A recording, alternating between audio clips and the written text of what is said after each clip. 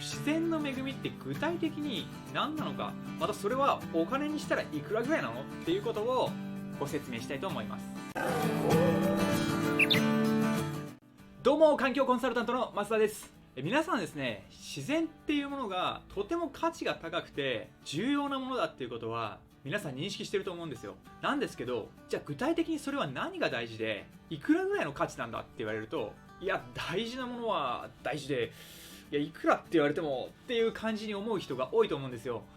で、今回の動画を最後まで見ていただくと、自然の恩恵って実際どういうものなのか、またそれはお金に例えてみたらどれくらいなのかっていうことについて、漠然としたイメージじゃなくて具体的に腑に落としていただけると思うので、ぜひ最後までご覧ください。で、今回はですね、まず自然の恩恵について生態系サービスっていう概念を使ってご説明させていただきます。で、それから実際にその価値がどれぐらいというふうに計算されるか、そして最後にその課題と私たちにできることについてご説明させていただきたいと思います。では行きましょう。まず自然の恩恵について。自然の恩恵に関しては本当に私たちはいろいろな恵みを自然から受け取ってますよね。こうした恵みのことを生態系から受け取るサービスということで、生態系サービスと言ったりします。生態系サービスには4つの種類があって、基盤サービス、供給サービス、調整サービス、そして文化的サービスに分類されます。基盤サービスっていうのは生き物が地球上で生きる上での本当に基盤となるような環境を作ってくれる、そういうようなサービスです。例えば私たちが普段呼吸している酸素、これを供給してくれているのは植物ですよね。他にも動物や植物が死んだり枯れたりした時にそれを分解して土にしてくれる、これも生き物がやってくれてます。分解者と言われる小さな生き物たちがいなければ死骸がそのままになってしまうので、もう山も海も死骸だらけになっちゃいますよね。こういう空気を作ったり土を作ったりしてくれるっていう、普段あんまり意識しないようなことも自然の恵みですよね。次に供給サービスなんですけど、いろいろなものを供給してくれるということで、これは一番わかりやすいんじゃないでしょうか。例えば食べ物、美味しいお寿司屋さんの新鮮なお魚やキノコ、タケノコ、山菜、いろんなものを自然は供給してくれています。農家の方が育てる野菜や果物も全てもともと自然の植物ですし、家畜も元は野生動物ですね。食べ物の他にも、例えば私たちが着ている服に使われているコットンやシルク、これらも自然由来のものです。それから家を建てる木材、炭などの生産も供給サービスの一部です。それに見落とされがちなのが薬です。世の中の薬のかなりの数が自然由来のもので、例えばインフルエンザ薬のタミフルなんかも植物由来ですね。一度自分の部屋を見渡していただければ、多分かなりのものが自然由来なんじゃないでしょうか。ちなみに石油も生物由来といえば生物由来なんですけど、今ある生態系の恵みということではないので、生態系サービスの議論からは外されることが一般的ですね。次に調整サービスについて。これは私たちが住む環境を快適な状態に調整してくれるサービスです。例えば植物や微生物が川や海の水を浄化してくれるとか、木々が汚れた空気を浄化してくれるといった浄化作用、他にも降った雨を土壌の中に溜めておいたり、根を張り巡らすことで土砂災害を防いだり、マングローブ林やサンゴ礁が波を防ぐ役割を担ったり、こうした防災に関するサービスも調整サービスです。他にも蜂や虫が花粉を媒介してくれる花粉媒介サービス、街の中に緑があることで周辺が涼しくなるといった小さなエリアでの気候の調整なども調整サービスとして挙げられます。最後に文化的サービスについて。文化的サービスは観光やレクリエーション、それに文化の形成といった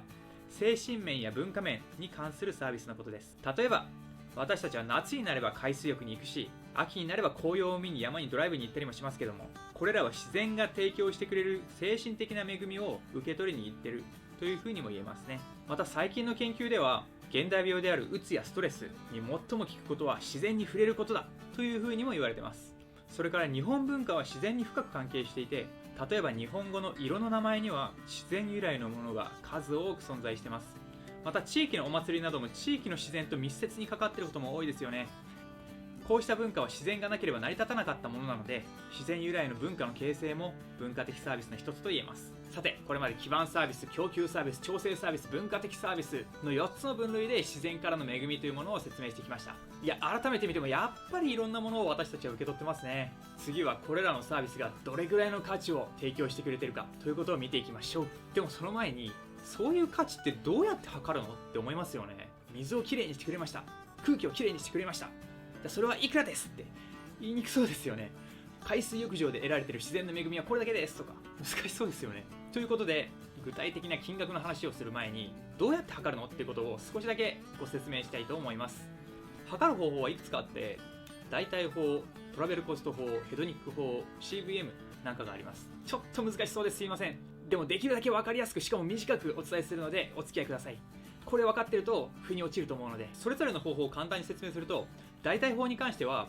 例えば水1リットル浄化してくれますっていう時に、私たちが浄水装置を作って同じように水を浄化したらいくらかかるかということを考えて、それを代わりにやってくれてるっていうふうに考えて算出をします。なので1億円の浄水施設を作って水を浄化する、その代わりに森林がそれと同じだけの水を浄化してくれているのであれば、その森は1億円以上の浄水機能の価値を持っているというような考え方ですね。トラベルコスト法に関しては、例えば海水浴について、その海水浴場に行くためにあなたはいくら旅費を払いましたかということの合計がその海水浴場のレクリエーションの価値というふうに考えるものです。その海水浴場に1000円以上の価値を感じてないのに、1000円以上のお金をかけていくことってないですよね。なので例えば1000円の旅費をかけて1万人の人がそこに行くのであれば、少なくとも 1000×1 万の1000万円の価値はあるというふうに考えるのがトラベルコスト法です。次にヘドニック法ですが、これは自然があることでそこの地域の不動産価値がどれだけ上がるかということを考えた計算方法です。特に都市部だと街の中に全く緑がないより公園などの緑があった方が家賃が上がったりしますよね。その分の価値というのは自然が提供してくれるものだというふうに考えるやり方です。次に CVM ですが、これはシンプルに、例えばこの自然を守るのにあなたはいくら払いますかということをアンケートで聞くっていうようなやり方です。例えば10万人の人が年間1000円までだったら払うよっていうのであれば、その自然には年間で10万 ×1000 の1億円の価値があるというふうに考えるのがこの CVM のやり方です。さて、お待たせしました。こういう手法を持って計算された世界の自然の価値はいくらだったかというと、じゃん、1、10、100、1000万、10万、100万、1000万、1億、10億、100億、1000億、1兆、10兆、33兆ドル。1ドル100円で簡単に計算すると、年間3300兆円。はい、今まで見たことないような金額が出てきましたね。日本の国家予算の10倍以上と。ちなみにこの金額は1997年に算出されたものなので、その時からの世界の経済成長、インフレとかを考えれば、今の金額に換算すればこれよりもはるかに大きいでしょうね。ちなみに当時の世界全体の GNP の約2倍というふうに言われています。さていかがですか？この金額大きいと思います？小さいと思います？ちなみに著者は最低でもこれぐらいというような話をしています。ちょっとスケールが大きすぎるかもしれないので日本の話もしますね。国内の森林に関して測れる項目だけ計算したものの結果がこちらです。これは数十項目ある項目のうちの本当にわずかな部分でしかないんですけど、それでも年間これだけの恩恵を私たちは森林から受け取っているということですね。で、ポイントはですね、こういう恩恵って僕たちほとんど何もやってないんですよ。放っておいたら勝手にこれだけの恩恵をくれるんですね。もうコストほぼゼロです。不労所得ならぬ不労恩恵みたいなもんですよね。ただ僕たちはこの恵みをちゃんと認識してちゃんと扱えているかっていうと、怪しいですね。例えば森林を開発すればこういうものは失われるわけですけど、その失われるものについて誰かちゃんと考慮してますかっていうところなんですよね。森を切り開いて家を建てるとき、ゴルフ場にするとき、最近はソーラーパネルを敷き詰めたりしてますけど、その時に家を建てて誰かに売ればこれだけのお金が儲かる、ゴルフ場にすればこれだけ収益が上がる、ソーラーパネルを敷き詰めればこれだけの利益になるということは考えるんですけど、その時失われる恩恵に関してはほとんどの場合計算に入れられてないんですよね。